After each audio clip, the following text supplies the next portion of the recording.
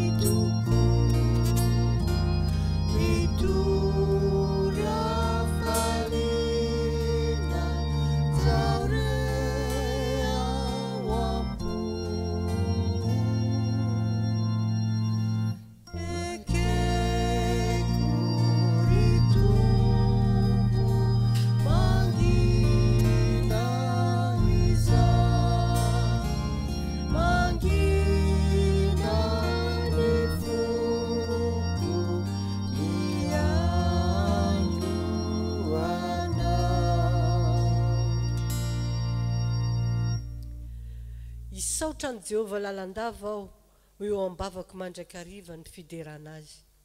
Jehovah ny reharehan'ny fanahiko, hary izany ny mpandefitra ka ho faly. Miarama mankalaza ny Jehovah amiko, aroka hiara-manandratra ny anarany isika. Mitadiava ny Jehovah dia amaly atsika izy, ka hanafaka atsika amin'ny taontsika rehetra. Amen. Andesika hiara-idiran'Andriamanitra, anao nira fa 700 ametraka ny fiainantsika eo ampelatanan'Andriamanitra dia ny fiainantsika manontolo rehetra mihitsy hatramin'ny kely indrindra ka hatramin'ny lehibe indrindra. Iza no any an-danitra.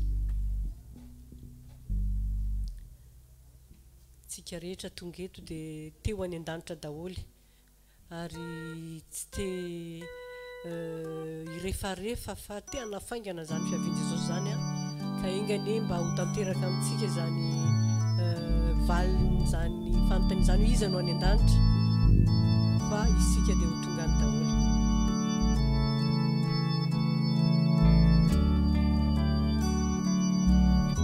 Ataontsika mentanetana. Iza no any an-danitra irikotoana ritompony nahitra ianao no aika reo volamena vatoso mangano hanoso toko tsy hampianina ny fo fa ianao tsy reo anjely sambatra izay miderana mihirana finaritra no aivahianao ianao no hoe nanolotra ho fatimba ho avotra lailahy tokandanitra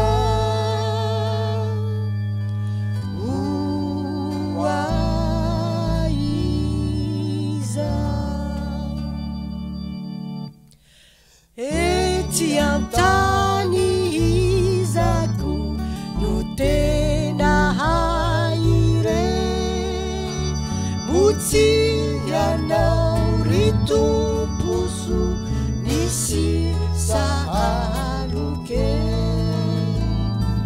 tovoninkazo manitra mitsiky mafinaritra nefindrotsy maharitra malazoza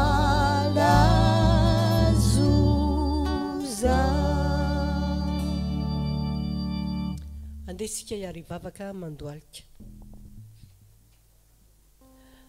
Andriamanitra rainay tsara indrindra izay ny an-danitro, misaotra anao zahay satria notantaninao ny fiainanay rehetra nandritra inenemana iny, tonga soamantsara eto amin'ity tempolinao masina ity. Ray io, fantatray fa tianay ianao, mikarakara anay amin'ny antsipiriany rehetra amin'ny fiainanay. Koa indreto izahay olonao rehetra Tompo, mankalaza, midera ary manome voninahitra anaranao, satria andro masina androany, andro hiderana anaranao, andro natokanao anao, ka misaotra anao zay satria navelanao andray anjara amin'izany fitahiana lehibe izany. Ray sy Tompo ny fanoloran-tenanay rehetra izay tongeto, satria mahatongeto izay dia nombotsiny ny fanainao masina ary nanaiky ny fitaomanao, ka misaotra anao zay Tompo. Engane ny fanainao hitoetra aminay tsiraray avy, ka nalany tsy mety rehetra aminay, mety misy fahotana, mbola adininay Tompo ny fona taminao fa amin'izao maraina izao dia angatanay ianao mba hamafa ny tsy fahamendrenay rehetra. Ovay ny foninay ary tafio amin'ny lamba fahamarinanao zahay mba hatonga anay koa handray anao androany ary hiaino ny teny rehetra izay omenanay avy aminao. Tahiro namanay rehetra izay tsy tongeto Tompo, engany ianao hitsidika an'izy ireo ny atokantrano tsiraray avy, ireo kivy ianao ampahery anazy, ireo marary ianao ny hamangy an'izy ireo ary hanasitrana anazy, ary ireo izay sahirana amin'ny zavatra hafa Tompo, dia engany ianao mba hamaly olana eo aminy. Tahio ny ankizy madinika rehetra izay manatrika izao fanompoam-pivavahana izao, tahio ny lehibe ary tahio koa ny tanora, ianao ny hiaraka aminay ary hamonto anay Tompo amin'ny fahasoavanao rehetra. Misaotra Tompo amin'ny anaran'i Jesosy. Amen.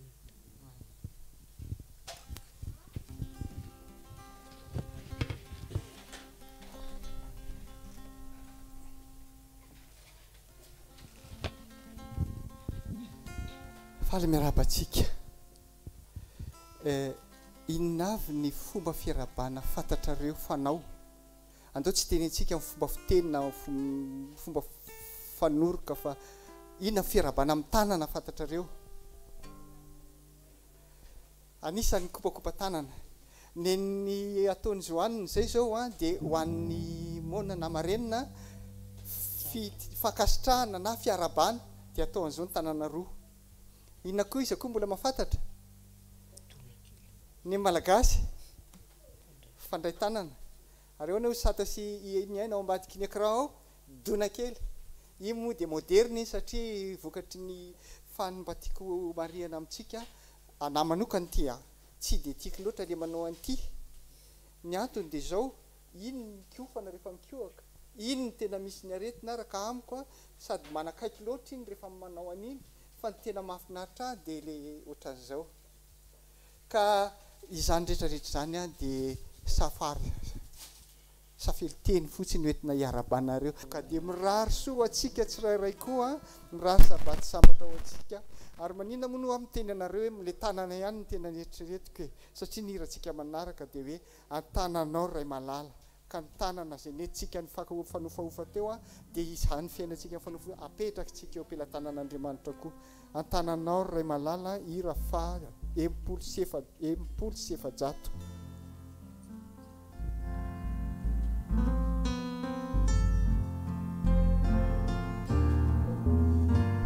Ira milantolato iny efa ataontsika paky any ampon'ny antsika tsirairay avy ny tononkira.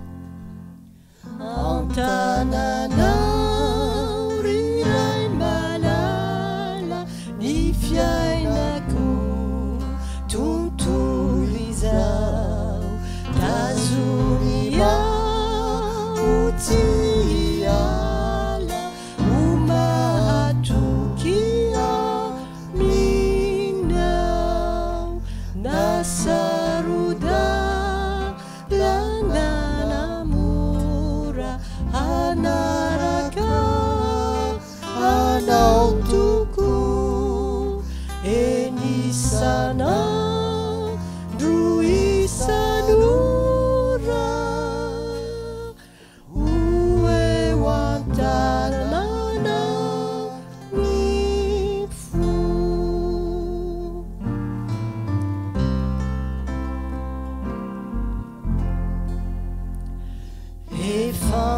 trao ni halemeko ni adima fizay manjo tsy takona minao ny santo toano ny finoako nasaroda lananamora anaraka anao toko enisana isanora oe hoantananao ny fo ratoalavitra ny fetra kakivire ty zanakao tafio ny herinao rehetra ano indray nidy izao nasaroda lananamora anaraka anao toko enisana ndro isanora oe hoantananao ny fo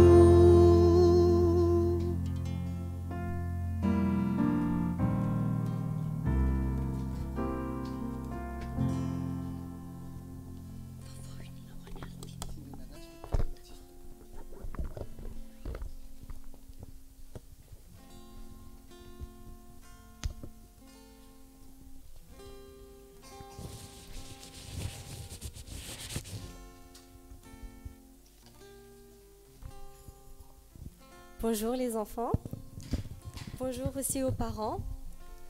Alors aujourd'hui j'ai une histoire à vous raconter. C'est l'histoire d'une petite fille qui s'appelle Marion. Cette petite fille-là, elle vit en Chine et elle vit dans un petit village avec des maisons qui sont construites en bois. Donc un jour, Marion, elle sort de la maison. Elle regarde par la fenêtre et elle voit qu'il y a un grand feu qui commence à s'approcher de sa maison. Et elle a peur parce qu'elle est toute seule à la maison.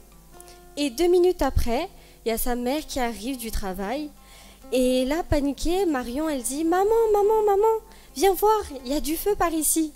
Et sa mère, elle dit « T'inquiète pas, Marion, le feu, il est encore loin, il n'arrivera pas à notre maison. Ça se trouve, il y aura un grand vent qui va faire tourner le feu de l'autre côté, donc ne t'inquiète pas. » Donc Marion, elle se dit non, le feu, je sais qu'il va arriver vers notre maison, je vais quand même aller voir. Donc elle est partie, elle a couru dans son village, elle est partie vers la rue la plus proche qui menait vers le feu, et là elle voyait que le feu s'approchait très très très rapidement. Donc Marion, elle a vraiment eu peur. Du coup, elle est vite partie voir sa maman à la maison. Donc elle a couru. Et là, elle dit « Maman, maman, je suis sûre, le feu, il va arriver dans notre maison. Il faut qu'on fasse quelque chose. » Alors sa mère, elle dit « Attends, je vais aller regarder alors. » Et sa mère regarde par la fenêtre et elle voit effectivement que le feu, il s'approche, mais à une grande vitesse. Et en plus, vu qu'il s'approche de plus en plus vite, il devient de plus en plus grand. Donc sa mère, elle dit « Marion, fais le plus vite possible, prends les affaires auxquelles tu auras besoin, prends tout ce qu'il te faut, prends même des livres, tout ce que tu as besoin et il faut qu'on parte d'ici. » Donc Marion, elle commence à prendre toutes ses affaires, elle les met dans la rue la plus proche où il n'y a pas de feu et elle voit tous ses voisins, ils font la même chose. Tout le monde prend des affaires, il y en a qui prennent des meubles, des canapés, des lits, des sacs. Et Marion, elle commence à prendre ses affaires et là, elle se dit « Mais maman, est-ce qu'on a demandé à Jésus d'arrêter le feu ?» Et là, sa maman, elle s'est dit « Ah non, on n'a pas demandé à Jésus d'arrêter le feu.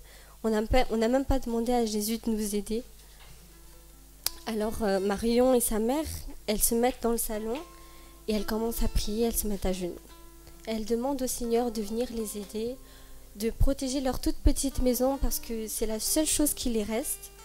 Donc elles prient, elles se mettent à genoux et pendant leur prière, il y a les policiers qui disent « Sortez de la maison, dépêchez-vous, sortez de la maison, sinon vous allez y rester, dépêchez-vous ». Mais Marion et sa mère, elles n'écoutaient pas. Elles priaient. Et à la fin de la prière, elles ont pris le reste des affaires qu'elles avaient pu prendre. Et elles sortent de la maison. Et quand elles sortent de la maison, elles s'aperçoivent que le vent a poussé le feu et que le feu a tourné de l'autre sens. Et il a tourné vers un sens où il n'y avait plus de maison. Donc il n'y avait aucun risque d'autres maisons brûlent. Donc, ce que je veux vous faire passer comme message ce matin, c'est que si vous avez des problèmes, si par exemple vous faites des tests à l'école, si il se passe quelque chose à la maison, si vous avez des problèmes au niveau de la famille, il faut toujours mettre votre confiance en Dieu, il faut toujours lui faire confiance. N'oubliez pas de prier, de penser à lui quand il arrive quelque chose, car c'est la seule personne qui peut vous aider. Voilà les enfants, merci de m'avoir écouté et bon sabbat.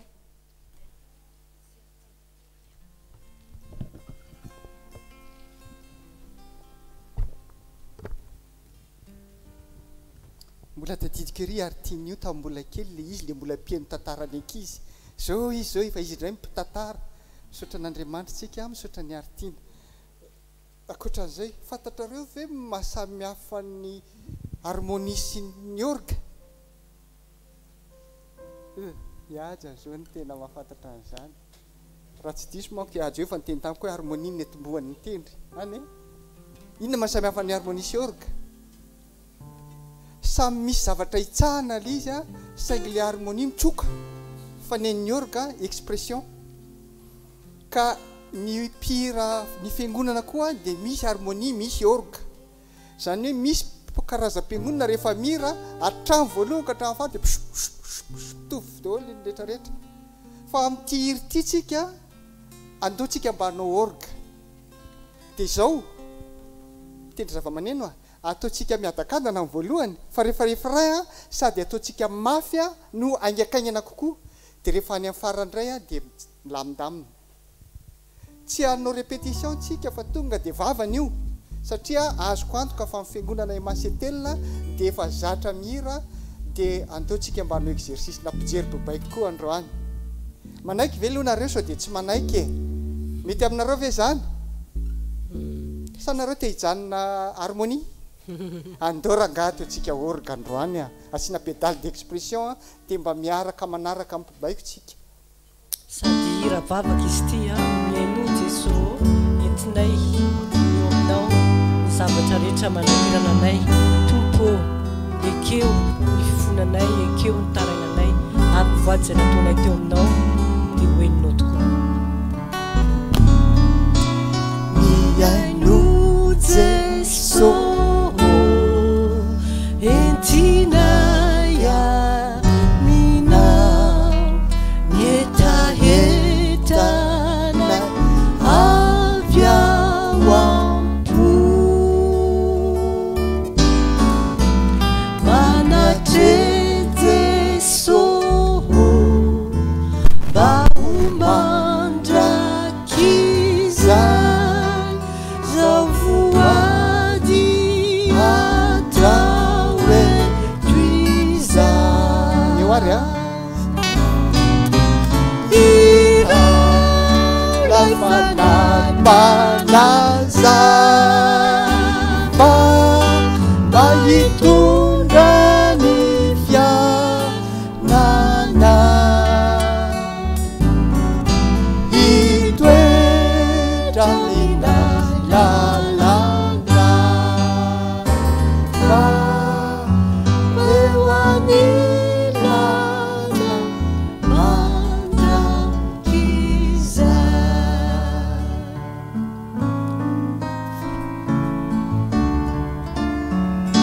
miverina amin'le vitesy voalohany indray tsika zao dia ataovy tototona fa azo atao manitsy be loatra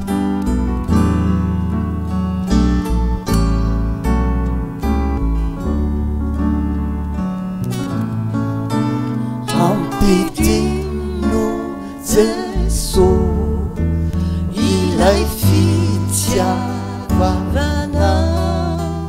hanamafy ny fitiavana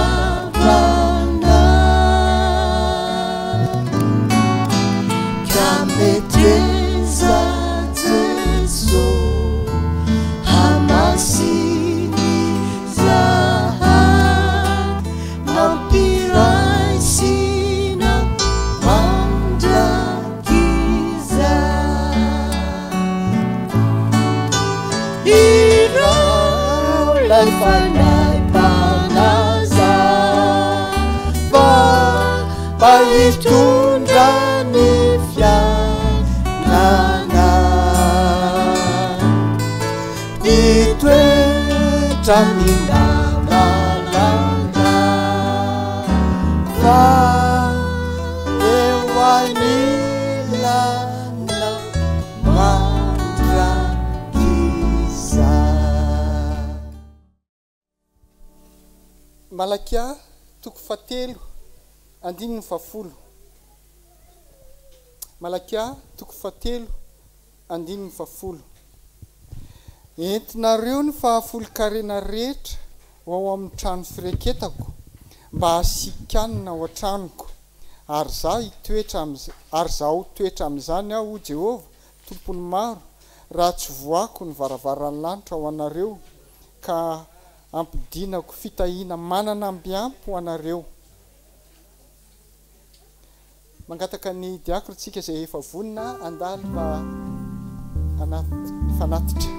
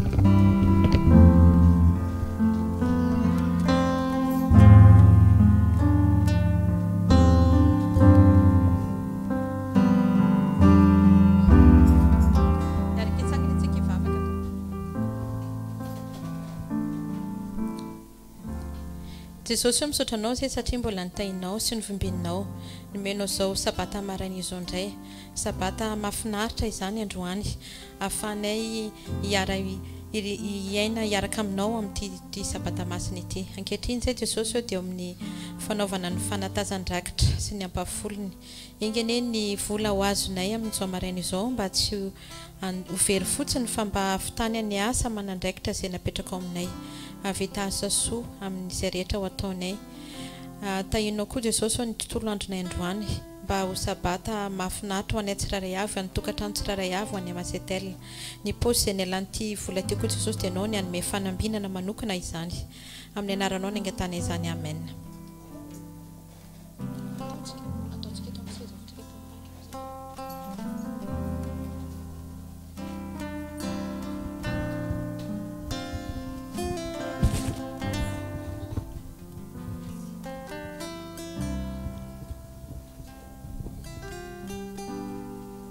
Fotoana sosy mamy ny iarahantsika amin'Andriamanitra, iarahantsika amin'ny namantsika, iarahantsika amin'ny fianakaviantsika. Ary izany fotoana sosy mamy izany koa dia tsy hijanona eto fotsiny fa mbola hitohy hatrany an-danitra.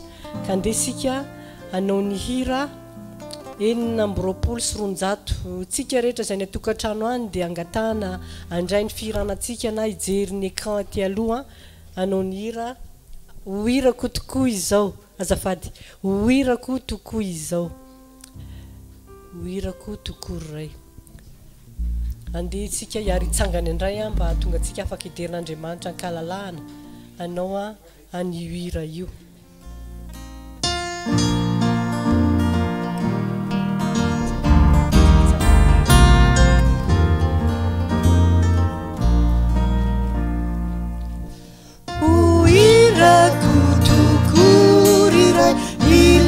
Fiti maheri, mafiti avanama, maverina niveri. Oh ira, ira, ifuku ira, fatena tila, pamutina.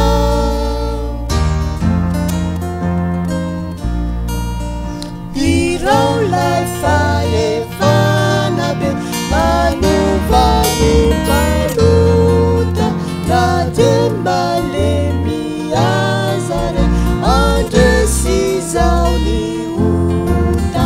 Oh ira, ira, ifuku ira, fatena tila pamutina.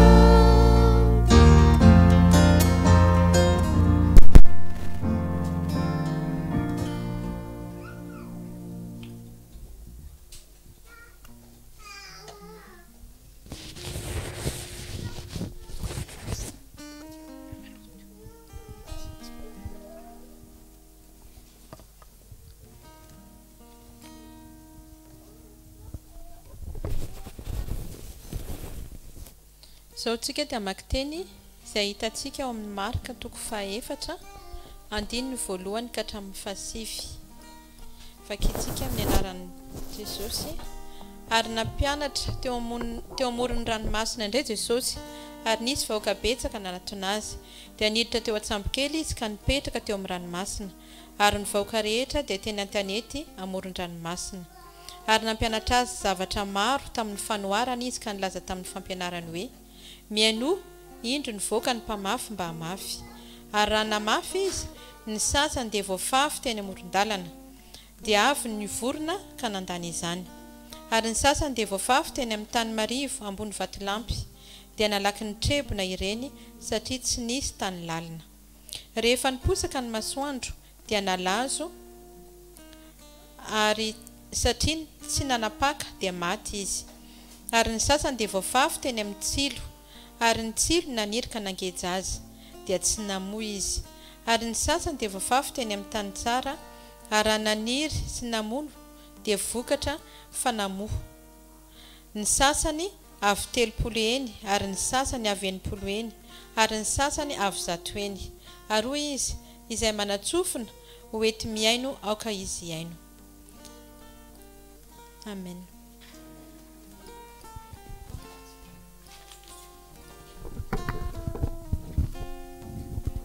Dia fifaliana ho antsika fiangonana ny mandray an'ny pasteur Nono androany afaka mipetraka tsika. Ny pasteur Norbert Rakotonanahary moa ny tena anarany, fa ho antsika dia mahafantatra azy loatra, indrindra moa ny tenako fa mbola kelikely dia mpiaraka amin'ny vadiny sy ny ray-tapo aminy, ary mpanaraka ny Ismemea fony izy mbola niaraka talohan'ny fanambadiany dia mpanaraka ny zareo atoriana. Dia tadidiko foana izay rehefa mahita an'izy roa.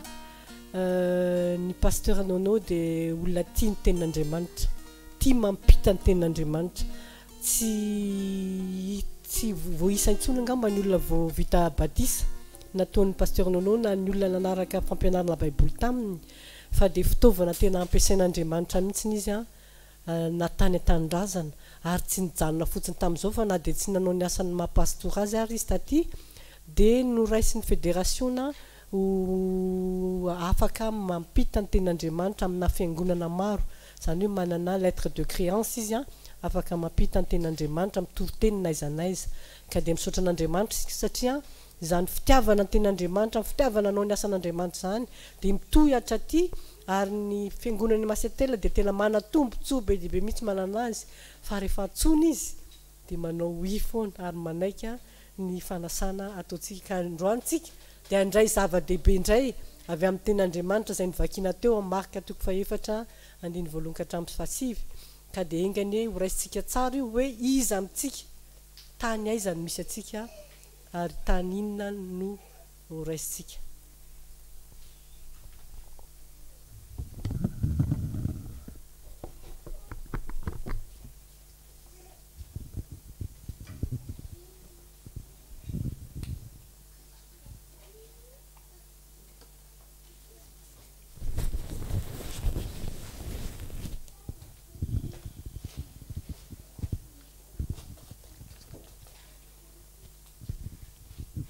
misaotra betsaka paky da mifandraisana misaotra ny masetelina fifaliana ho a mijoro etanao roanao amin'ity marain'ity hiaraka hifampizara ny tenin'Andriamanitra. Ela tokoa izay fotoana tsy nihaonantsika izay dia indrindra tratry ity pandemia ity fa ny zava-dehibe azoko lazaina izao misaotra an'Andriamanitra isika satria azo tsapaitanana ny fiarovany miaro atsika izy nefa isika koa tsy maintsy miara-miasa amin'Andriamanitra miaro ny tenantsika amin'ny alalan'ireo le fomba maro samihafa mba hisorohana ny fifindran'ny aretina.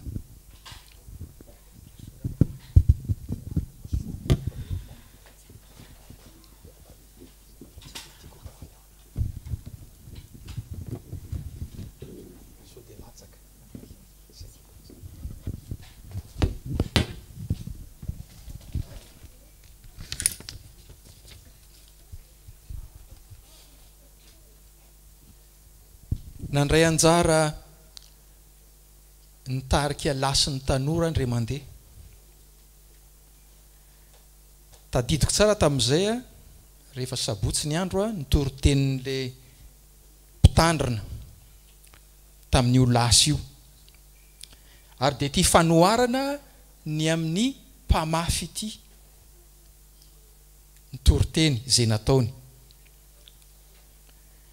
no azavainy tsara tamin'izay ireo toetra ny olona ny tanysain'i Jesosy, toetra izay misy ifandraisany amin'ireo toerana izay nienjeran'ny voa izay nafafy amintsika malagasy ny raisitsika hoe voambary zany le izy. Tao no latsaka teny amoron-dalana, tao ny latsaka tany amin'ny toerana be vato, tao ny lasa tany amin'ny tany nanirian'ny tsilo, ary ny anankiray farany tao ny latsaka teny an-tany lonaka. No izingizin'ny ty mpitandrina ity tamin'izay fotoana izay tamin'ny fomba manokana ireo toetra ratsy izay misakana ny voan'ny filazantsara tsy hitsimoka ary hitombo. Ary dia rehefa namarina ny toroteny izy dia nanao antso mba hisy fandinihan-tena taminay izay nanatrika an'io fotoana io, fandinihan-tena mba ahita sy ahafantatra ireo kilema sy lesoka teo amin'ny fiainanay ka misy tokony amboarina sy tokony ahitsy. Zao nefa fatatsika ny tanora mpanany hany sady tsy manaja, misy zavatra henony dia hainy ny manamboatra an'iny mba hisangisangina. Tadidiko tsara tamin'izay ny anaram-bositra ny fampiatsoatson'ireo tanora ireo tamin'ny atoandro rehefa niarany sakafo zay, oritsilo manindrona hoy le anankiray, ary alahy hozy le anankiray, mba roa teo io vorona mitsindroka amin'ny loha fisaka alahy io. Marenina letsy ry lay tany be vato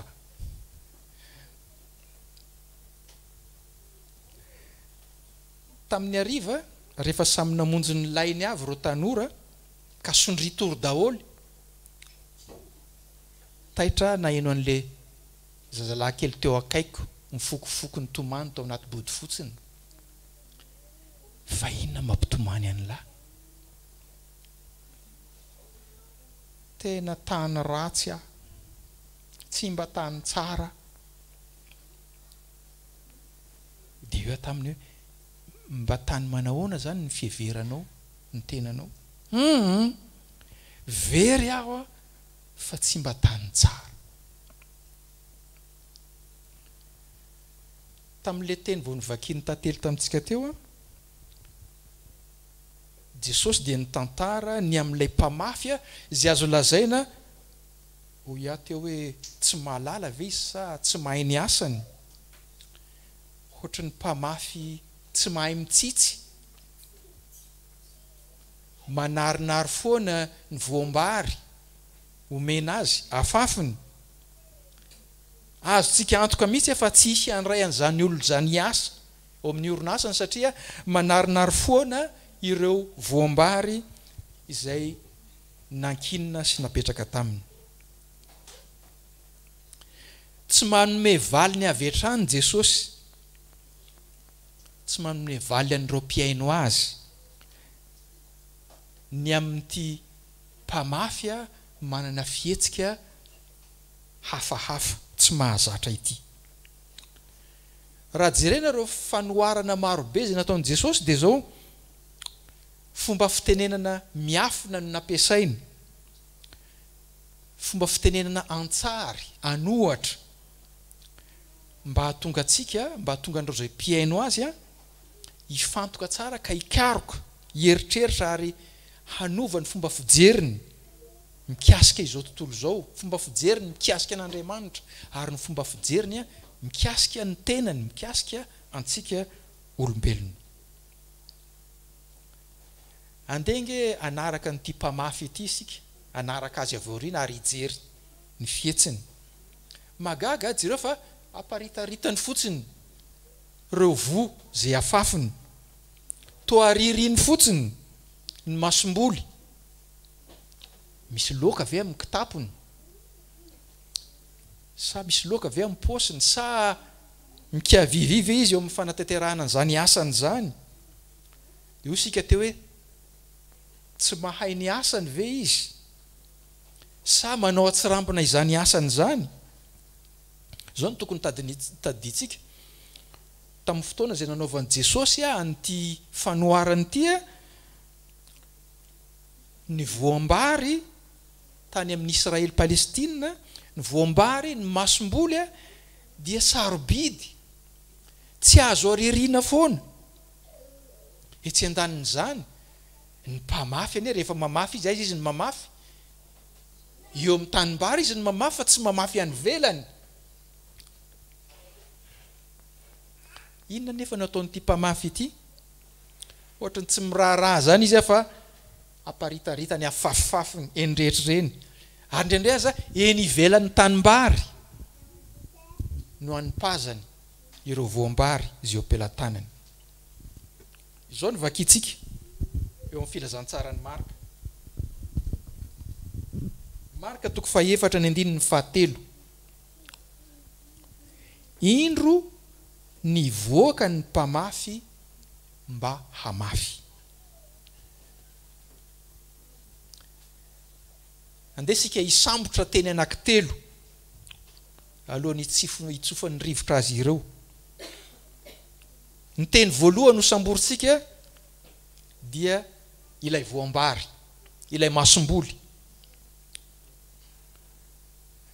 toa misy lanjany lehibe eto amin'ity fanoharana izay nataon'i Jesosy ity ilay voambary izay afafin'ny mpamafy misy zavatra tiany ambara amintsika ve mikasika amin'ny fanjakan'Andriamanitra raha izany tsy ohatran'ny mandiso fanantenana ihany ve ny fandraisana ny tenin'Andriamanitra ho toy ny zavatra kely toy ny voambary fa tsy toy ny zavatra iray efa vonona na koa zavatra kely madinika tsisy antony ohatrany tsisy antony rehefa mijery azy fa tsy mba zavatra izay azo lazaina ho azo ampiasaina avy hatrany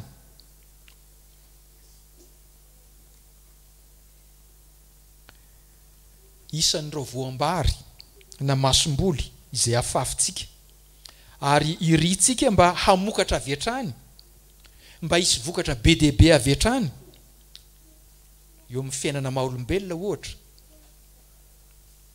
ny fifankatiavana,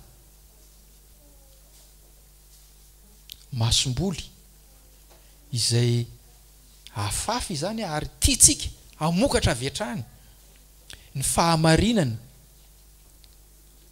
ny hatsaram-panahy, ny fiadanana sy ny fandriam-pahalemana maneran-tany, ny mba tsy hisian'ireo olana sy fahasaranana intsony eo amin'ny fiainana, zavatra ilaitsika zany. Ny mba tsy hisian'ireo loza amina tambo intsony, ankoatran'ny doro-tanety hitantsika tamin'ny vaovao any États-Unis izay be dia be ny maty ary be dia be ny trano may. Tsy zoviana amintsika intsony le loza nitranga tany Liban. Irina dia iritsika tokoa ny tsy hisian'ireny loza amina tambo ireny. Eo koa ny fasitranana amin'ireo aretina masomboly izay iritsika mba hamokatra be dia be koa izany. Eo koa ny mba tsy hisian'ireo aretina sy valana aretina intsony. Ao anatin'izany mihitsy tsika izao amin'ity Covid ity izay asanareo fa mampatahotra, mampieritreritra ary manahira-tsaina, mampametraka fanontaniana hoe roviana ihany ary voalefaka ny herin'ity corona ity. Ny président Macron moa dia nilaza tsy asiana confinement intsony satria le confinement tsy mamokatra, manimba zavatra be dia be. Zany hoe raha ataondray mijery havana, vokatra be dia be avy amin'ireo masomboly vao notany saitsika teo a, vokatra azo tsapaitanana ary avy hatrany azotsika raisina, izany matetika no andrasantsika sy iritsika. Indrisa nefa fa tsy izany ny zava-misy. Tahaka ny voan-javatra izay madinika kely izay afafy atsipy amin'ny tany ny tenin'Andriamanitra. Tsy zava-dehibe misongadina na manitona akory. Misy herinaina miafina ve ao aminy. Izany tokoa ny angamba no antony tokony tsy anaovantsika antsirambina ity voan-javatra kely madinika izay afafin' le mpamafy ity. Teny faharoa, ilay toerana, ilay tany amafazana. Tanimbary ve izy io sa tany fotsiny ihany? Lazain'ny marika teo fa hoe misy tany feno vato, karaobato, tany anirian'ny tsilo. Toa sarotsarotra ihany zany hoe mamafy amin'ireny tany ireny. Mampatsiaro ahy fijoroan'ny vavolombelon'ny Samy izany zavatra nilazaintsika izany. Mitondra ny gitara ny Samy dia makany amin'ny fonja, makany amin'ny prison, miaraka amin'ireo namany vitsivitsy manao fanentanana amina fotoam-pivavahana. Nilazain'ny Samy rehefa nijoro vavolombelona izy fa maro be ireo voafonja no liana sy tapa-kevitra hanaraka an' Jesosy noho ny herin'ny tenin'Andriamanitra izay mamafy ny voan'ny filazantsara ao am-pon'izy ireny. Eo ny fiarahan'izy ireo mifaly miaraka mihira. Eo koa ny fiarahana mizara ny tenin'Andriamanitra. Fa indrindra ny anisan'ny tena mahafaly an'ireto voafonja ireto dia ny fahazoan'izy ireo antoka fa tia azy ireo Andriamanitra na inona zava-bitan'izy ireo. Tsy karitry Samy fa saika fiainana mikitoatoana daholo no ny ainan'ireo voafonja ireo teo aloha. Tahaka ny tany maina, karankaina, izay tsy nahitany ny fitiavana sy ny fanajana irika idirana.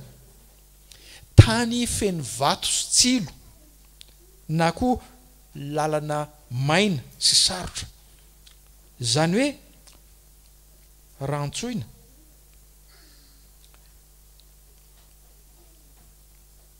tany tsy misy mpikarakara zao nefa rehefa naharen'io fijoroan'ny vavolombelon'ny samy io a dia nanontany tena hoe fiainana tsy misy dongona sy tsy misy lavaka fiainana milamina misy ve zany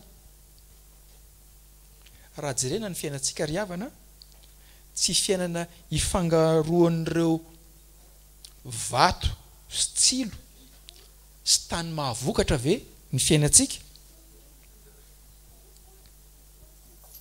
ny fahatelo ilay mpamafy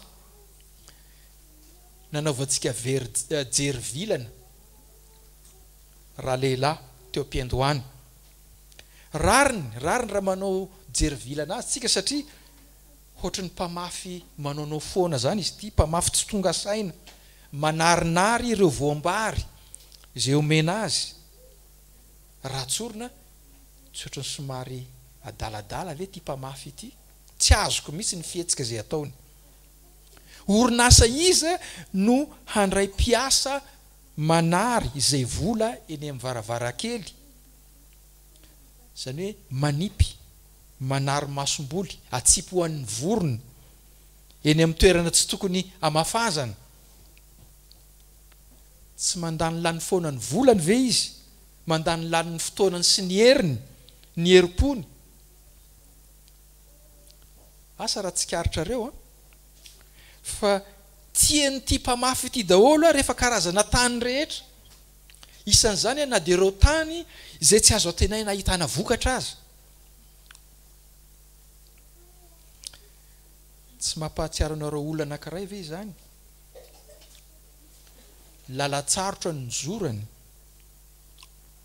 maty teny ambony vatolampy izy ary nosatroana tsilo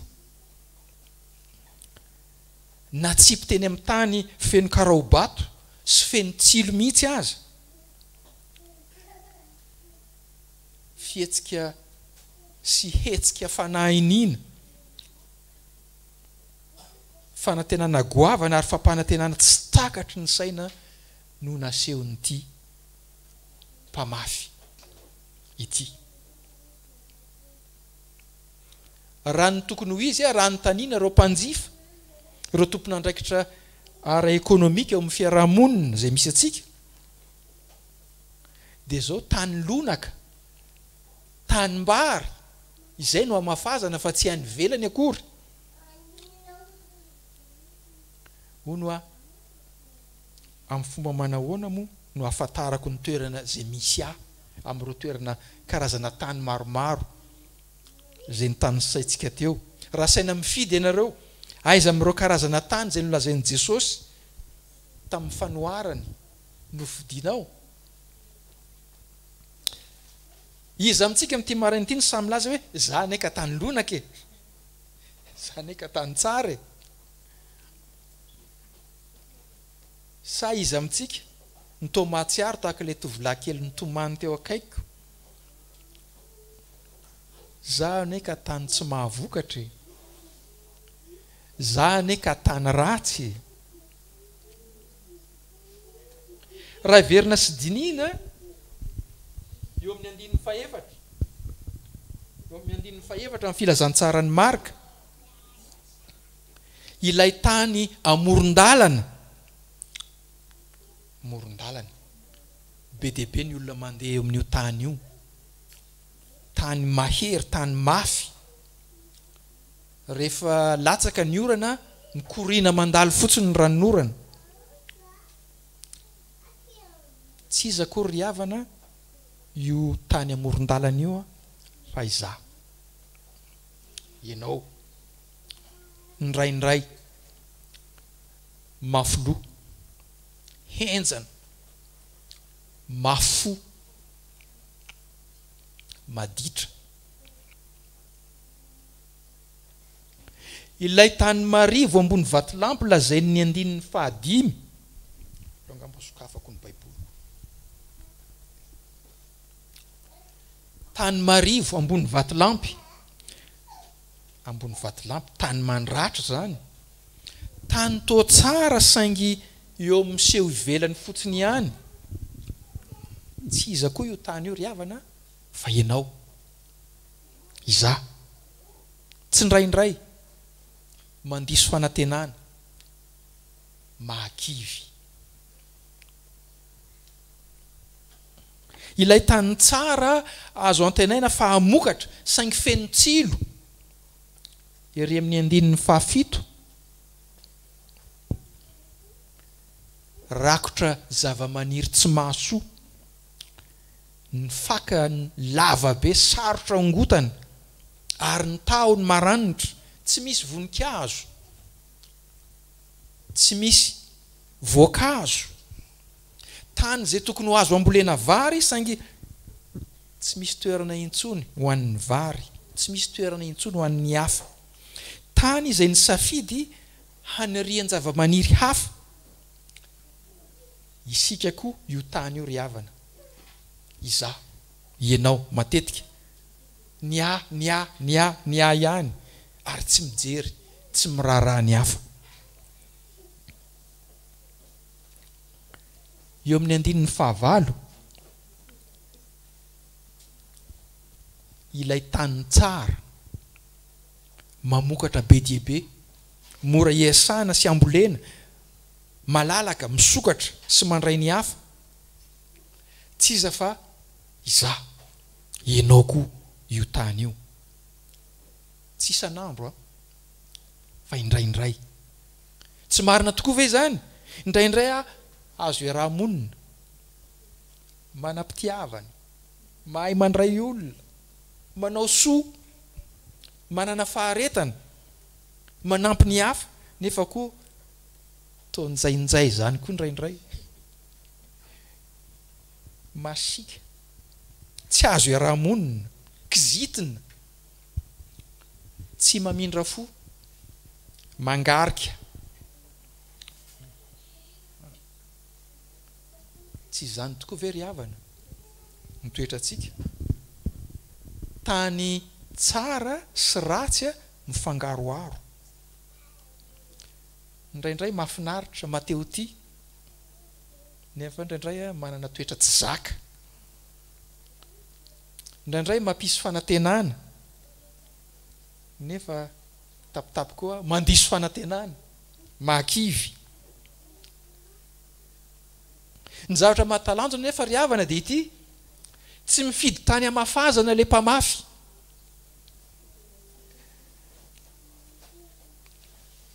Ary izany indrindra amiko ny indro kely tamin'ny torotenin'le pastera ny tantaraiko tamin'le lastery, ny tsy ampy tamin'ny toroteniny dia zao, tokony ny vaovao mahafaly ny filazantsara ny tokony toriny sy ny izingizininy, fa tsy ny fiepangana sy fitanisana ireo toetra ratsy eo amin'ny maha-olombelona. Ilay tany hamafazana tsy misy karazany maro akory fa iray ihany. Isika, za, ianao. Isika tsirairay avy izay manatrika eto isika nika tian'ilay mpamafy daholo, tsy misy fanavakavahana. Na toinona fiaviana, na toinona tokom-pinoana, na toinona diplôma, tiany daholo isika rehetra. Zay manatona tsy ho laviko, hoy ny tenin'ny soratra masina. Tsy mankahala sady tsy manosy botanana nizanizy izy.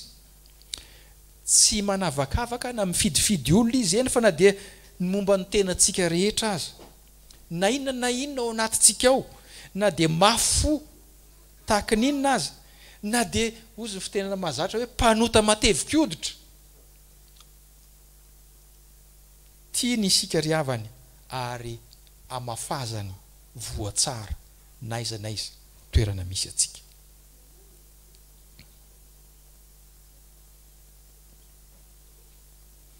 mandresy lahatra antsika ry havana ilay mpamafy amin'ity maraina ity tsy izy akory io mpamafy io fa Jesosy Kristy. Manasa antsika rehetra izy a mba hanahaka azy koa ka hamafy, hanana fijery hafa ireo manodidina antsika, hanana fijery hafa, fomba fijery mikasika an'Andriamanitra, ary hanana fijery hafa momba ny tenantsika. Asainy koa tsika mba hivelona sy hampita ilay fanantenana velona nananan'ilay mpamafy. To hotsika hoe hafahafa, to tsy misaina, to adaladala, to tsy mieritreritra. Efa namafy foana io mpamafy io nandritry ny 2 taona lasa, ary mbola manohy mamafy izy amin'izao tsika miteny zao. Mibitsibitsika ao am-potsika izy amin'ity maraina ity, ary amin'ny teny amintsika hoe Norbert nono azakivy, aza mihevitra ny tenanao fa tsy avotra intsony ianao, tsy misy na inona intsony azonao antenaina. Izaho ilay tompo mpamonjy sy mpanavotra anao dia mino, miandry ary manantena anao. Mamafy eo amin'ny tany sy ny toerana izay heverin'ny olona fa tsy tokony hamafazana sy tsy mamokatra. Raha tsy tianao hoy Jesosy, raha tsy tianao dia tsy nafohy ny aiko, tsy nanolotra ny aiko mba hamonjena sy hanavotana anao. Alao hery ary manana finoana ary mandehana mamafy tahaka akoho. Mamafy mamafaza koa ianao. Tianao Jesosy. Anondrika ny lohantsika hivavaka isika. Midera sy mamay voninahitra anao zahay Tompo. Ianao ilay mpamafy izay tsy takatry ny sainay ny hetsika izay asehonao. Ianao ilay tsy mifidy tany fa mamafy eny rehetra eny. Faly misaotra anao izay satria ireo voan'ny filazantsara izay nahafafinao no nahatoy izao anay. Tahaka ny orana izay mahavonto ny tany ka mampitsimoka ireo voa izay nahafafy, ary mitondra aina ny teninao. Engany izay rehetra izay voreto izao koa mba ho izany tany izany koa, handray ireo voa izay hafafinao ary hamobe diebe ho an'ireo izay hanangona sy hioty izany ho voninahitra ao samirery. Tononinay amin'ny anaran'i Jesosy izany vavaka izany. Amen.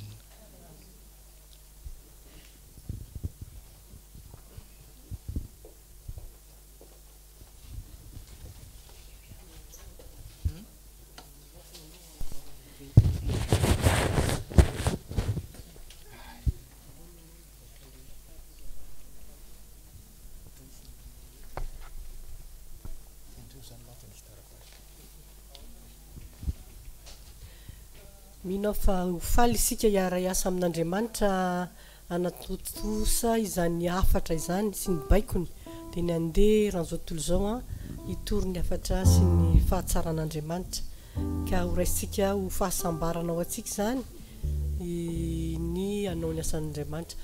Dia tsika hitsangana anao ity iray ity amin'ny teny frantsay. Pour cet immense bonheur, Alléluia. Yara itsangantsika amarana ny fotoana amin'izany izany ary andray ny tsojano avy amin'Andriamanitra.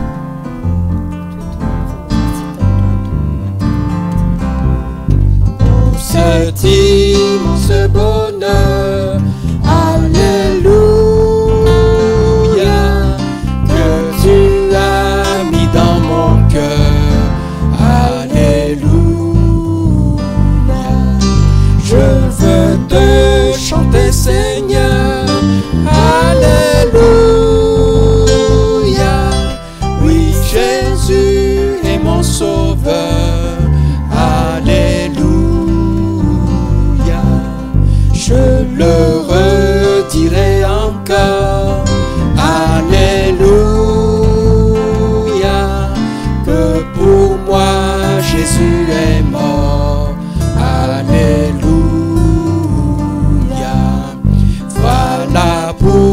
fois je l'adore.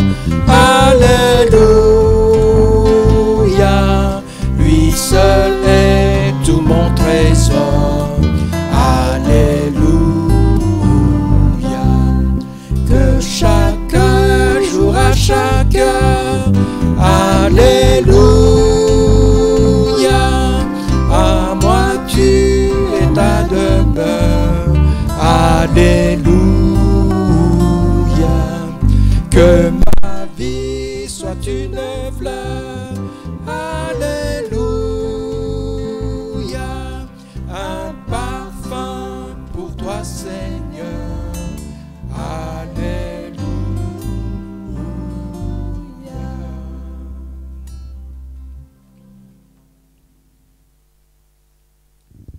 Anaka, aoka tsy ho tia amin'ny teny na amin'ny lela isika fa amin'ny asa sy amin'ny marina. Izao no ahafantarantsika ny fitiavana, satria izy nanolotra ny ainy hamonjy atsika, ary isika kosa mba tokony hanolotra ny aintsika hamonjy ny rahalahy sy ny anabavy. Ampitoero ao am-ponay raha eo ny fiadananao. Omenao anay ihany koa ane ny heri ny fanahinao, ary homba anay mandrakariva ane ny fitiavana sy ny fahasoavan'i Jesosy Kristy.